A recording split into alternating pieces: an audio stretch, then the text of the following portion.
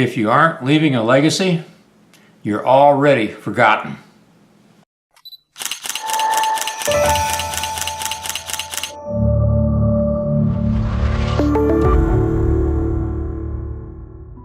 Hey shutter clickers, are you leaving behind your legacy?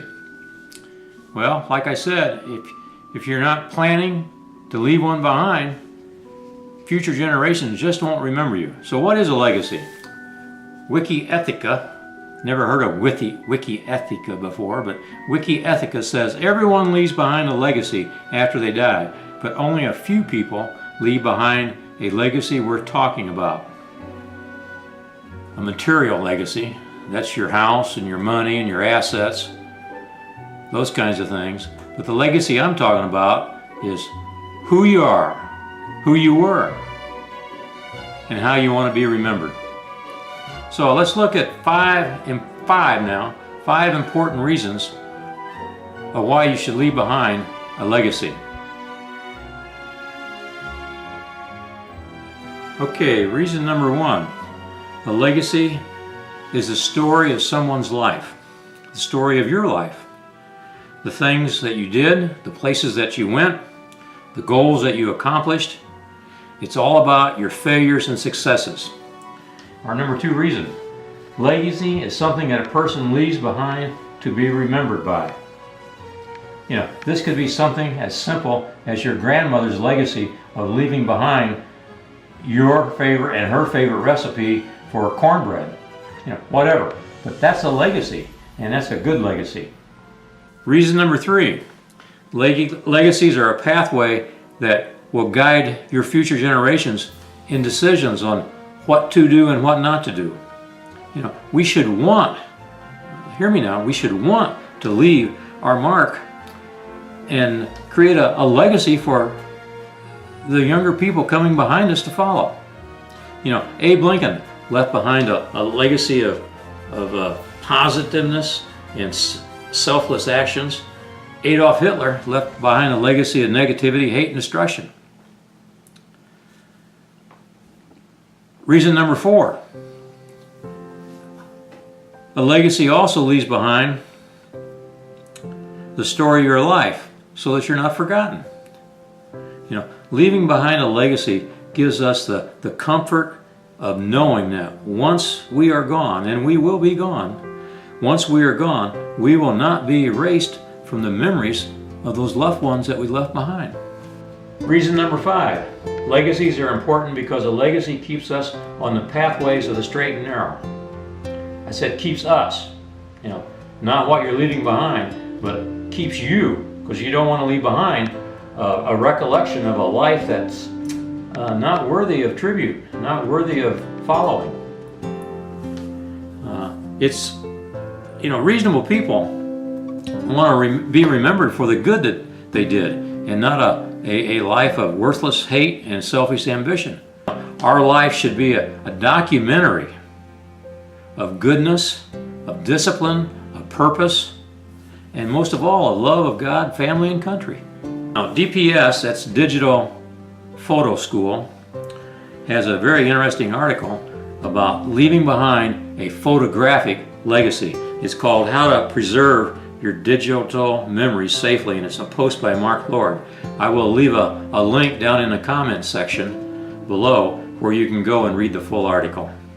Now, my takeaway from this article is that photography is a great way to leave a catalog of your life, of your legacy.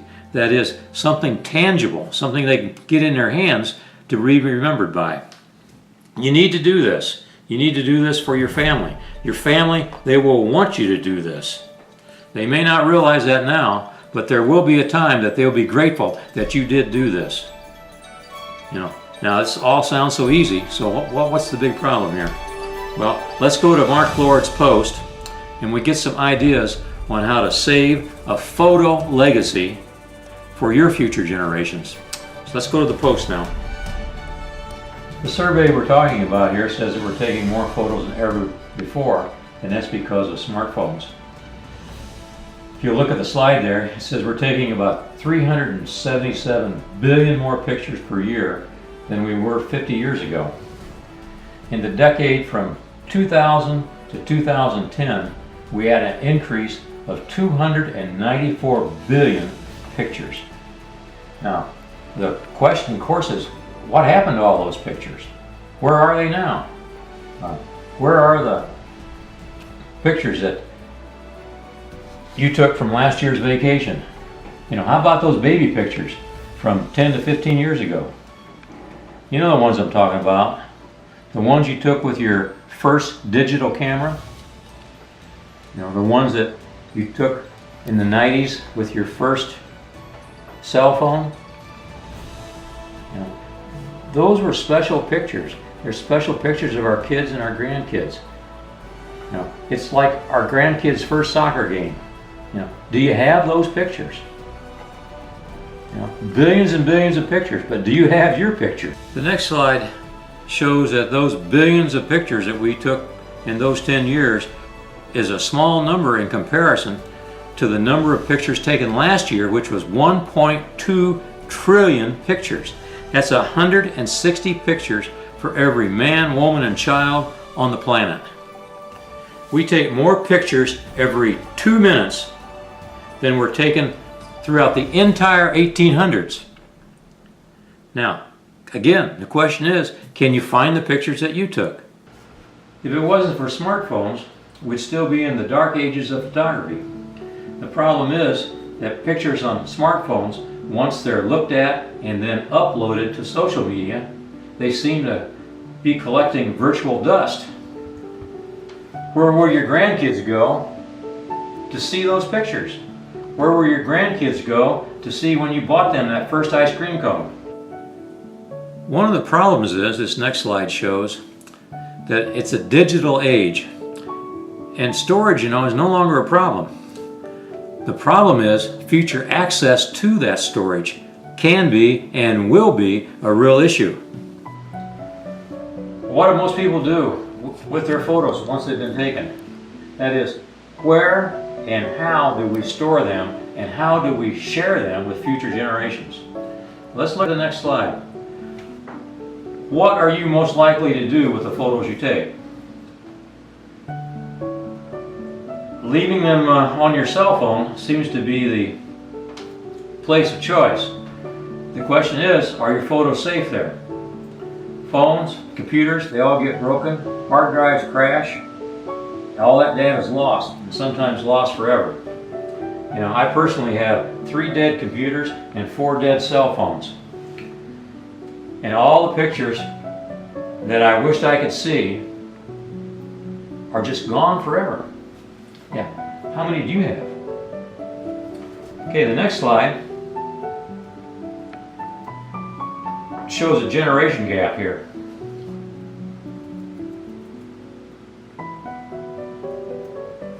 Age seems to be a big factor in determining what you do with your pictures. The older we get, the more importance we place on having hard copies of our pictures. But if you wait too long, will you be able to print those pictures? Will you be able to recover that data so you can take them to a Photoshop and get them printed? 69% of people, looking at the slide here, say they will keep their photos on their phones or tablets or the original source of the picture.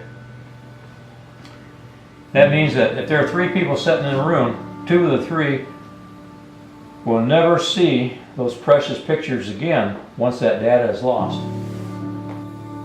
This next slide says that print photos are on the decrease. Now there's a danger in that because it tells us that 113 phones are lost or stolen every minute. The average adult takes 440 photos a year. The result of a lost phone is a loss of a lot of memories. Why? Because few of us back up or print our photos. 30% of people have never backed up any picture off of their smartphone or tablet or their camera. 31% have already lost videos and photos after losing their smartphone. The next slide says that we are at risk of losing the data all the time. Just take a look at some of the leading causes. So what are those leading causes of data loss? What are the leading causes of your pictures being lost? 44% is hardware malfunction. You know, your cell phone just dies. Your computer, it just dies. Your iPad, it just dies. 32% is because we screw up. We hit the delete button instead of the save button. How many times has that happened to you? I know it's happened to me a lot. 21% is because of software problems. The software crashes, nothing can be done, the pictures are just gone forever. Of course, the biggest issue is how technology is changing very, very rapidly at a very ever increasing pace. The technology of the future may not and probably will not be able to read the data off of your old computer, your old iPad, or your old smartphone 10, 15, 20 years from now. Question for you. Does anybody remember Sony Beta? Or how about VHS? Now, try to buy a player for Sony Beta today. I think you can still get a few VHS, but they're few and far between. Now, how serious is this technology issue? Most likely, in 50 years, your current hardware will not be accessible. It's going to be completely obsolete.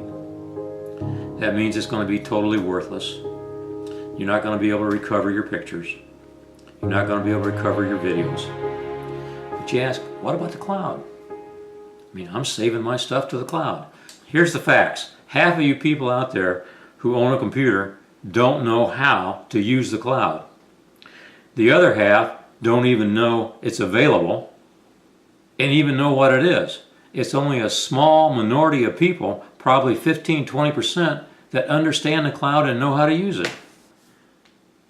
So, what's the solution to help you develop a photo legacy strategy? Let me give you 6 ideas on how to develop your photo legacy. Let me give you 6 ideas on how to develop your photo legacy. Number 1, take pictures often, or at least take them forever. Number 1, take pictures often, or at least for every major event in your life. Number 2, go old school. Get your photos printed. It's cheap. It doesn't cost much anymore. Shutterfly always has a coupon to get 101 photos free. All you have to do is pay shipping and handling. Or if you don't want them shipped, you can have them downloaded to your local Walgreens store and pick them up there. Shutterfly and Walgreens have some kind of marriage. I don't know what it is, but you can do that. Number 3, use multiple backups. Multiple backups. You know, external hard drive, the cloud, and many of the cloud is free. Now some are expensive, but most are free, at least up to 5 or 10 gig. DVDs, CDs, memory sticks. Now, one thing about the cloud, and it's very, very important to realize, is that the cloud is an off-site storage facility, meaning that if something happens to your house, like it burns down or a tornado comes through or a hurricane or whatever it is, some kind of natural disaster or fire, your photos are gone forever if you don't have them backed up on the cloud. Number 4, you can go to Shutterfly or Snapfish and develop your own website, and it's absolutely free. It's very user-friendly, very easy to make. They will print your photos, they're cheap there, and the website, like I said, is free. Plus, you can select family and friends who can have easy access to your site. Number 5, forget all about Facebook, Instagram, and Twitter. You know, photos are too hard to find on there. And not only that, the estimate is 10 to 15 years, they'll all be gone. There won't be any more Facebook. There won't be any more Instagram. There won't be any more Twitter. It's going to be, they're going to disappear. It's going to be old technology. Nobody's going to be using it. Number 6, and lastly, number 6, make sure your family knows where your photos are, how they are stored, and how they can locate them with easy access. You know, folks, a record of your life is your legacy, and it is time well spent and will be appreciated for future generations to come. There's a quote there, I don't know, Lao Tzu or something like that, a Chinese guy, and I thought it was a good quote for this. It says, if you know when you have enough, it says, if you know when you have enough, you are wealthy. If you carry your intentions to completion, you are resolute. If you live a long and creative life, you will leave an eternal legacy. Of course, the question is, are you leaving a legacy, a photo legacy? If not, your kids, your grandkids, your great-grandkids, and your great-great-grandkids will be sorry. Well, keep your shutter clicking. Have a great day. Bye now.